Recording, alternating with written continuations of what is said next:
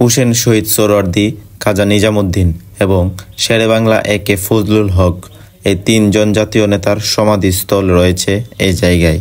জাতীয় তিন নেতার মাজার বাংলাদেশের রাজধানী ঢাকার দোয়েল চত্বরের কাছে অবস্থিত একটি ঐতিহাসিক স্থান। এই সমাধিস্থলটি বাংলাদেশের স্থাপত্য শিল্পের একটি গুরুত্বপূর্ণ নিদর্শন এবং স্বাধীনতার পূর্ব ও বিভক্ত বাংলার তিনজন প্রভাবশালী রাজনৈতিক ব্যক্তিত্বের সমাধিস্থল।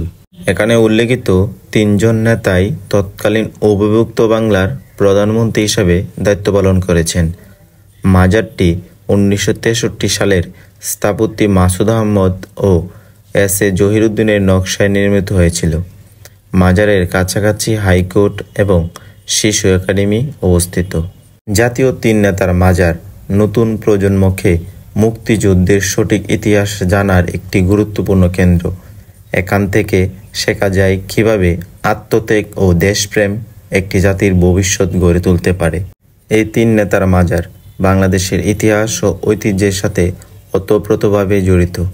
এটি শুধু একটি সমাধিস্থল নয়, বরং বাংলাদেশের স্বাধীনতা সংগ্রামের এক গুরুত্বপূর্ণ স্মারক, যা মনে করিয়ে দেয় বাঙালির আত্মত্যাগ ও সংগ্রামের পথ চলার কথা।